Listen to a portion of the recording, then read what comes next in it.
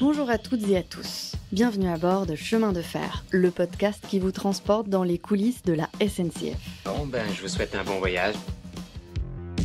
Quel est le point commun entre la gare de Lille-Flandre et l'ancienne gare du Nord à Paris ? Alors, vous devinez ? Il s'agit de sa façade. Démontée pierre par pierre à Paris, elle est transportée et remontée à Lille. Et nous parlons du 19e siècle, preuve que le réemploi de matériaux n'est pas une pratique récente apparue avec la crise écologique. Aujourd'hui, dans Chemin de Fer, nous parlons architecture, construction, matériaux et surtout de réemploi. Rien ne se perd, rien ne se crée, tout se transforme. Commençons par le définir. C'est quoi le réemploi ? On aime bien la définition de Jean-Marc Huygens qui dit que le réemploi est l'acte par lequel on donne un nouvel usage à un objet existant tombé en désuétude qui a perdu l'emploi pour lequel il avait été conçu et fabriqué. L'idée, c'est que le réemploi se différencie du recyclage parce qu'on conserve l'intégrité de l'objet. On ne vient pas le concasser, le refondre pour en faire autre chose. On conserve l'objet de construction dans son intégralité. Et donc, ça permet aussi le maintien de cette mémoire de l'artefact construit et donc son histoire. Les voix que vous venez d'entendre sont celles d'Alexandrina Striffling et Pauline de Tavernier. Elles sont architectes et chercheuses au sein d'AREP, première agence d'architecture de France, issue du secteur de la mobilité et filiale de SNCF Gare et Connexions. L'agence a pour mission la maintenance, la rénovation et la construction des gares en France et à l'international. Elles se sont toutes deux intéressées de près à l'histoire du réemploi des matériaux dans la construction des gares SNCF en France. Au cours de notre échange, elles m'ont tout de suite précisé que le réemploi n'est pas nouveau. Si aujourd'hui il refait surface pour des raisons écologiques, au Moyen-Âge, ce sont de toutes autres motivations qui poussent les constructeurs à réemployer ces matériaux déjà utilisés. On y voit une certaine forme de discernement ou de bon sens, de se dire que finalement, ces matériaux-là, ils ont fait leurs preuves, et donc il y a une certaine forme de logique à les réutiliser. Puis il y a bien entendu le pan économique qui joue un grand rôle dans cette prédominance-là du réemploi. C'était tout simplement moins coûteux de déposer proprement un matériau, de le déplacer, potentiellement de le stocker et de le réutiliser ailleurs, que de le démolir et d'en fabriquer un nouveau. Dans le cours du XXe siècle cependant, et ce jusqu'à la fin des années 90, cette logique s'inverse et le réemploi est connoté négativement. La facilitation de pouvoir avoir des matériaux fait que le réemploi est synonyme de pauvreté au tournant du XIXe siècle et que du coup il est mieux perçu de pouvoir avoir des constructions neuves puisque c'est aussi beaucoup plus rapide de démolir plutôt que de déposer. Donc du coup il y a ce synonyme de nouveauté mais aussi d'hygiénisme. Quand on construit quelque chose, on le construit avec des matériaux qui sont neufs et pas avec des matériaux anciens, pauvres et qui ne sont pas forcément adaptés à l'esprit du temps et à la modernité que l'on souhaite en fait, à ce tournant du 19e siècle et 20e siècle. Depuis 5 ans, d'immenses travaux ont bouleversé les deux rives de la Seine, entre les Invalides et la Tour Eiffel. Une ville nouvelle se créait à l'intérieur de l'autre. Cette production de masse apporte en même temps l'idée qu'il faut jeter ce qui n'est plus utilisé pour consommer et relancer l'économie. Donc ça va de pair réellement avec une volonté politique aussi de ne plus utiliser cette matière à disposition, cette matière usagée, puisque il y a une volonté économique de produire et avec une production de masse. Il y a plusieurs façons de faire construire sa maison Phoenix. Il y a ceux qui veulent que le garage soit proche du séjour, ceux qui aiment les coins cuisine, les coins terrasse et les grandes chambres. Chez Phoenix, tous les Français n'ont pas la même maison. Dans leurs travaux, les deux chercheuses se sont intéressées à un exemple emblématique du réemploi. Celui du transfert de la façade de la gare du Nord en 1864. Celle-ci a été entièrement démontée, puis acheminée par le train jusqu'à Lille pour y construire une nouvelle gare. Cet exemple de réemploi dans une autre ville, c'est quelque chose d'assez assez extraordinaire à l'époque, puisque avant, on procédait à un réemploi quand même dans un périmètre assez court pour des questions en fait, de difficulté de déplacement des matériaux. Donc ce moyen de transport, le chemin de fer, permet justement de déplacer beaucoup plus loin les pierres et donc de remonter une à une les pierres dans la gare de l'île Flandre. C'est une facilité de la part de la Compagnie du Nord, puisqu'en fait les deux gares, que ce soit la gare du Nord et la gare de Lille, appartiennent à un même réseau qui est celui de l'ancienne Compagnie des chemins de fer du Nord.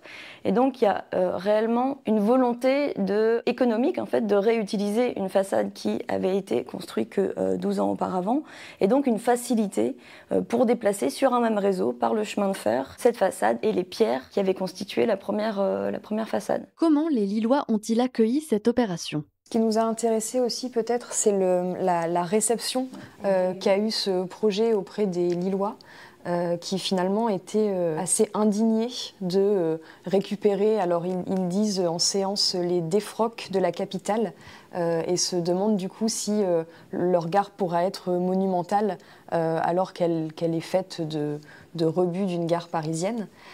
Et du coup cet accueil très indigné des Lillois pour ce projet de façade a conduit à modifier le projet et à ajouter un deuxième niveau et une horloge pour justement répondre à cette envie d'avoir une gare monumentale malgré, entre guillemets, le réemploi des pierres. Mais il n'y a pas que la façade de la gare du Nord qui a été réemployée. Du mobilier, des menuiseries, énormément d'éléments de construction sont réemployés de manière systématique tout au long des travaux en fait, qui ont été réalisés sur la gare de l'île Flandre.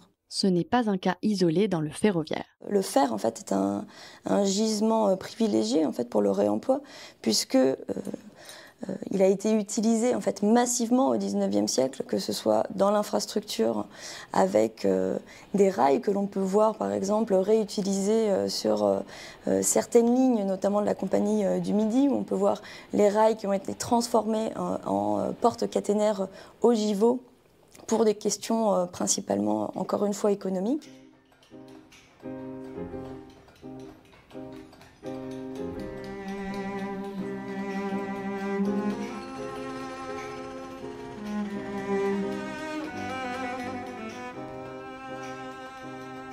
Et aujourd'hui, comment fait-on vivre cette démarche chez AREP ? Les motivations sont-elles les mêmes ? Revenons en 2022. Au sein de l'agence, le projet REAP, qui rassemble plusieurs corps de métier, des ingénieurs, des spécialistes en environnement, des architectes, des designers, a pour objectif de rendre le réemploi applicable dans le cadre des projets de construction de la SNCF pour imaginer un futur post-carbone. Julia Ménage, architecte du patrimoine et membre de cette équipe, nous en raconte les objectifs. La SNCF a décidé de renforcer son action en se fixant d'atteindre le zéro déchet d'ici 2035. Le but, c'était que tout ce qui est infrastructure ferroviaire, projet de construction dans le secteur du ferroviaire, aille dans le sens d'une architecture bas carbone, respectueuse de la matière existante et peu consommatrice. Quand nous avons créé REAP, notre objectif, c'était de favoriser une pratique de l'architecture et de la construction qui est plus respectueuse de l'environnement. On estime aujourd'hui que le secteur du BTP, c'est 260 millions de tonnes de déchets par an, 42 millions pour le bâtiment. Donc on peut dire que c'est un secteur qui consomme énormément et qui pollue énormément. Éthiquement, on avait vraiment conscience de ça dans notre pratique du métier. Et nous étions partis aussi du constat que la SNCF est le second propriétaire foncier de France, qu'elle réalise énormément de projets, donc ça veut dire qu'elle démolit et elle consomme de la matière. Et l'idée, c'était vraiment que les ressources d'un projet, enfin les déchets plutôt d'un projet, pouvaient devenir les ressources d'un autre. Cette logique de préservation des matériaux existants, hérités du Moyen-Âge, se retrouve désormais dans de nombreux projets contemporains, comme par exemple celui de la rénovation du parvis de la gare de Saint-Denis. Le parvis de la gare de Saint-Denis, qui a été construit, je crois, en 2014, et qui doit être déconstruit dans le cadre de la reconfiguration du parvis, parce qu'ils vont créer un passage souterrain pour relier deux parties de la ville séparées par les voies de chemin de fer. Donc ils créent un passage souterrain, donc on est sur on creuse le sol, donc on doit reconfigurer le parvis, et l'idée c'est que tous les pavés et les dalles qui seront déconstruits du parvis de 2014 soient réutilisés pour le parvis qui sera construit en 2023. Donc ça veut dire une déconstruction précautionneuse et méthodique de l'ensemble des pavés, un stockage dans un lieu de stockage approprié qui permette la conservation du matériau le temps nécessaire, et ensuite une repose adéquate du matériau en respectant les normes actuelles.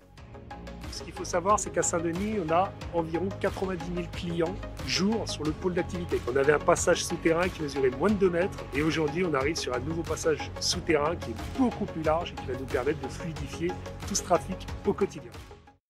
La première démarche environnementale est donc la préservation et la restauration des bâtiments existants, ce qui a duré et durable. Le récent chantier de la gare de Tourcoing en est un très bon exemple.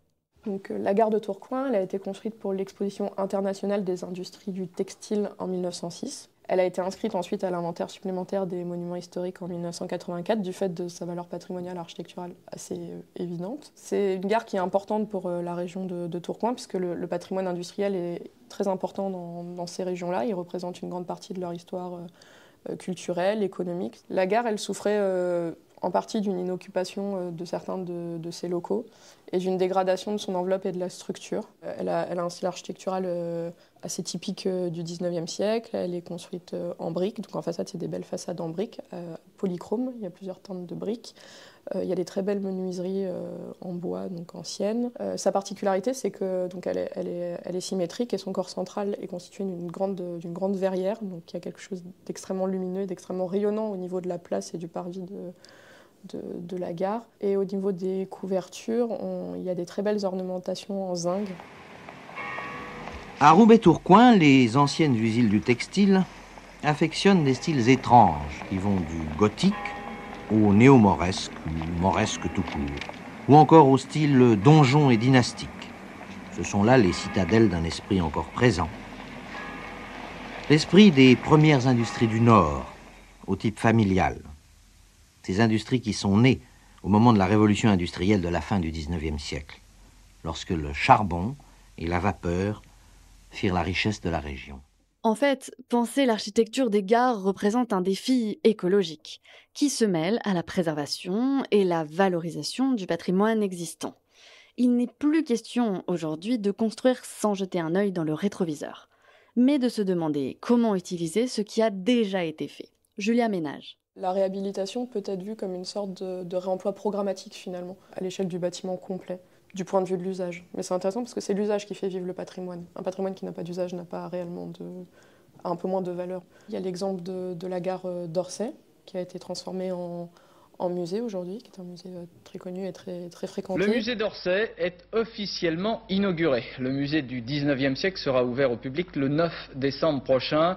Après 9 années de travaux en tout genre, la vieille gare est devenue un lieu d'admiration et de déambulation avec quelques 80 salles réparties sur 16 000 mètres carrés de surface exposable. C'est une opération monumentale.